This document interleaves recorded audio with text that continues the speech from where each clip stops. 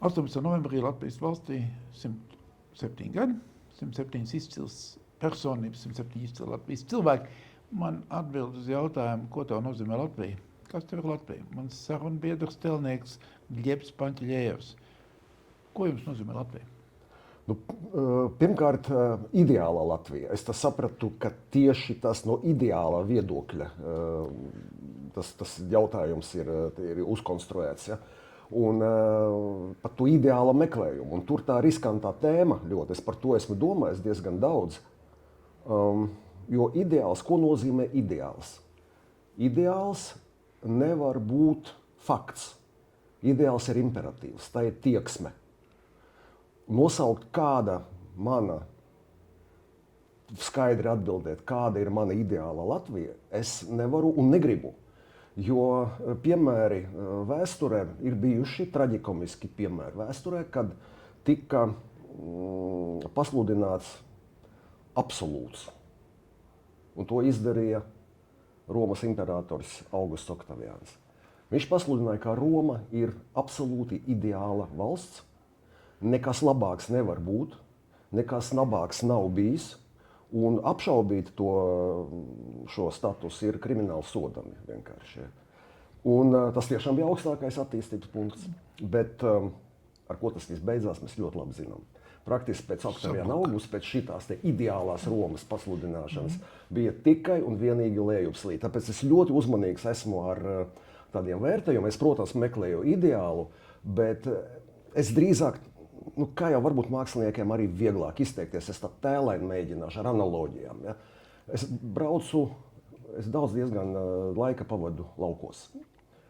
Un man vienmēr pārsteidz un joprojām turpina pārsteigt latviešu viensētas, tradicionālās viensētas, kuru vēl nesačakarēja ainava arhitekti, ja, bet tāda 100 gadus veca īpaši jaunsaimnieku saimniecības, kas palika neskārts. Es skatos, kā tas cilvēks, kurš to praktiski cēla no nulles, ko viņš tur ir ielicis. Tā nav tikai koku kubikmetri, tie nav un betona kubi un akmeņi. Tur ir kosmos. Viņš radīja sev vidi. Pats uzņēmās atbildību un pats radīja sev vidi. Viņam viss projekts bija 2 lapusēs namdariem. Vienkārši uzzīmēts, kā būvēt apmēram, un tad namdari viņam palīdzēja. Un man tas ir kaut kur ideāls, ne tādā nozīmē, ka es redzu tagad mūs visus viensētās dzīvojošos. Ne tādam, pasaka Dievs, es neesmu tāds nacionāli romantiķis galīgi, es saprotu realitāti un visu, bet tieši šis te feelings, ja, tā viensēta kā absolūts, kā ideāls, kur tu pats esi atbildīgs par visu, kur ir neiedomājama harmonija, laime un miers. Es to izjūtu, vienkārši fiziski skatoties uz to, es izjūtu, man šī sajūta pārņem. Un aiz kura stāv milzīgs darbs, ko varbūt uzreiz nevar ieraudzīt. Vai mantojums, mentālais mantojums? Jā. Un tādu, ja runājam par ideālu, es varbūt tāpat no attāla punkta sāku, ja kādu es Latviju, kas man ir Latvija, kādu es viņu redzu, ka tu radi ap sevi to salu. Tu pats esi atbildīgs un tu radi viņu. Un mēs visi radām, bet tas nenozīmē to, ka mēs neesam atvērti. Mēs esam organizēta sabiedrība. Tad mēs esam organizēti, mēs esam, jebkurā brīdī mēs varam iet palīdzēt, aizstāvēt kaimiņu un tālāk, bet tu atbildi par savu šo te pasaules segmentu, ko man iemieso vēsturiskā tradicionāla latviešu viensēta. Un tik un tā no telnieka skatu punkta. No mākslinieka skatu punkta, no Latvijas multimākslinieka skatu punkta. Jā, es vairāk tā kā no telnieka skatu punkta, jo, protams, tādā manā ideālā Latvijā man ir ko darīt. Es to nenoliedzu, jā, tas arī ir. Un es nedomāju tikai tādās egoistiski privātajās kategorijās, ka, protams, mans darbs nenormāli patīk, es viņu tiešām mīlu, jā, un bez viņam es nevaru iedomāties savu to saimniecību, teiksim, tā savu salu, ko es esmu radījis, bez darba, mana darba, jo bez viņam tiešām man nebūtu, ja man pateikt, mēs tev tagad samaksājam summu, bet atpērkam no tevis tavu spēju taisīt skulptūras un vispār aizliedzam skulptūras taisīt. Samaksājam tev, piemēram, 100 miljonus, bet ar vienu nosacījumu. Ka tu neko netaisīsi. Nekad neņem rokās nevienu instrumentu un vispār nepieskaries tēlniecībai. Dari visu, ko gribi, bet to nedara. Ziniet, es nepiekrīstu. Pārāk nopietni, tā ir pārāk liela mīlestība tomēr, ja? Lai tā atteiktos tāda fundamentāla, eksistenciāla pie tam man. Un, protams, es redzu, jo mums jau tā pasaules uztvere, tā vizuāli plastiskā uztvere ir ļoti svarīga, ļoti nopietna. Mēs uztveram tēlaini pasauli. Mēs redzam, kas ir laukakmens. Laukakmens arī tas, kas kaut kur zemapziņā mums. Tā laukakmens forma, ja? Jo visu savu vēsturi mēs tos laukakmeņus redzējām. Viņi ir. Un kas ir laukakmens? Tā ir tēlniecība. Laukakmens ir tēlniecība. Mežs. Tas arī ir tēlniecības objektu kopums, ja? Koki. Jā. Un tāpēc es ceru, es esmu pārliecināts, ka bez tās mēs nevaram iztikt. Tā ir viena no izpausmēm, jo, teiksim, musulmaņu valstīs tas ir pilnīgi cits kaut kas, jo viņiem tas tēls neko nenozīmē vispār. Tā ir cita tradīcija, viņi dzīvo abstrakcijā, jo islāms ir abstrakcija, Dievs ir abstrakcija. Mēs visu uztveram caur tēlu. Mēs pat dieviņu zīmējam tur ar sirmo bārdu, ja, un viņam tur ir, viņš arī tā kā mēs, tas tā diezgan nekaunīgi vispār, manuprāt, apzīmēt, kā savu radniecību pasvītrot, jo es nezinu, man kaut kā tā roka neceļās pateikt, ka mēs ar viņu esam tādi vienādi, ja, un kaut kā es esmu pārāk pretīgs tips, lai identificētu sev ar radītāju, ja. Bet tomēr mēs uztveram to caur vizuālo tēlu, citādi mēs nevaram. Un tēlniecība, kas ir tēlniecība?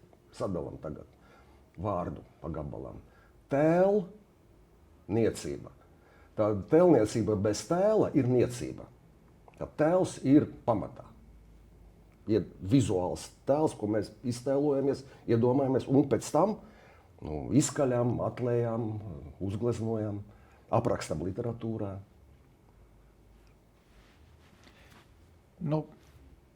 Tik un tā, man no to skatpunktu, kāda tas vizuālais tēls tādā Latvijā ienāk, kā viņš tur parādās, kā viņš ir redzams. Cik daudz viņam ir nozīmes. Es, piemēram, labi, mēs varam, protams, runāt par, man jau ļoti patīk jūs piemineklis pie Tieslietu ministrijas, pie augstākās tiesas ēkas. Man tas ir, kā zināms, simbols labai mūsdienīgai tēlniecībai. Bet, arī par citiem, arī daudz citi tēlnieki ienāk. Kā mēs to ainu taisam Latvijā? Jā, pats tas tēlniecības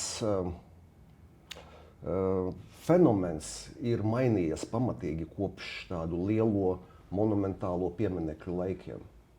Tagad piemineklis mazliet citu formātu ieņem. Ja? Tas formāts var būt arī netēlniecisks, starp citu, jo piemineklis var būt arī pavisam kaut kas pastarpināts. Bija taču viena no idejām brīvības pieminekļa pašos pirmsākumos, ka par godu neatkarībai celt nevis pieminekli, bet jaunu tiltu pāri Daugavai. Bet tomēr izvēlējās celt pieminekli, ja? Tāpēc pieminekli ir kaut kāda maģija. Ja? Tilts ir utilitāra lieta, viņu var to jēgu piešķirt tiltām, tas ir neatkarības tilts un tur tas simbols. Bet nē, es vēlreiz atgriezīšos atkal pie mūsu tas tēlainās domāšanas, ir tomēr efekts no tēla ir lielāks nekā vienkārši no priekšmeta, kuru nosaucā par pieminekli. Un runājot par tas ir tāds jautājums, kam pieminekļi, kurš taisa, kurš veido pieminekļus. Tas ir tāds ļoti, pēdējā laikā atkal tā kā šī idejas par jauniem pieminekļiem ir virmo gaisā. Ja? Bija konkurss tikko noslēdzies Neatkarības laukumā. Ja? Un tagad noslēdzās ne ar ko. praktiski bez rezultāta. Ja, jo tas ir atsevišķi saruna, kādā veidā, kur tā neideālā Latvija pastāv, manuprāt. Ja. Tur man ir daudz piemēru, kuru es ļoti negribētu, lai viņi manā ideālajā Latvijā būtu. Un viens no tiem neideālās Latvijas piemēriem ir, kā tiek organizēti bezrezultatīvie konkursi pelniecības darbiem. Ja. Un tagad atkal būs, tā ir ideja, un it kā konkurss ir izsludināts Jānim Čakstam, AB Dambī. Tāda ideja, protams, Jānis Čakste, viņš ir pelnījis pieminekli, teiksim tā, viņam jau viens ir arī kapelstacīt. Jelgavā, jā, viņam ir Jelgavā, jā. Bet atkal tā ideja, kā mēs rīkojam konkursu, izdalam budžetu godalgām un konkursu rīkošanai, tad mēs aizmirstam. Es redzu tagad jau uzreiz, ar ko tas viss beigsies, ja, jo tur ir pretenzija uz milzīgu mērogu. AB Dambis viss praktiski Čakstas piemiņas vieta. Par pieminekli nav runa tikai par vīriņu, ja, kurš tur... Nē, tur runa ir par kompleksu. Tā ir vieta, kas veltīta Latvijas pirmajam prezidentam Jānim Čakstam. Tur ir mēroga ziņā, tur ir grandios darbs. Ja. Un tam, protams, tagad vienkārši elementāri nav līdzekļu. Un nebūs.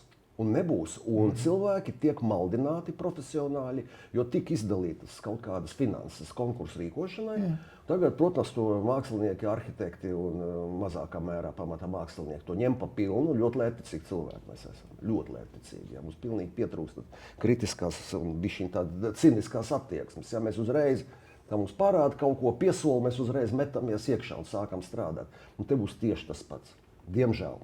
Tas ir par aktuāliem pieminekļiem, kas tagad bija pēdējā laikā publiskā telpā izskanēja.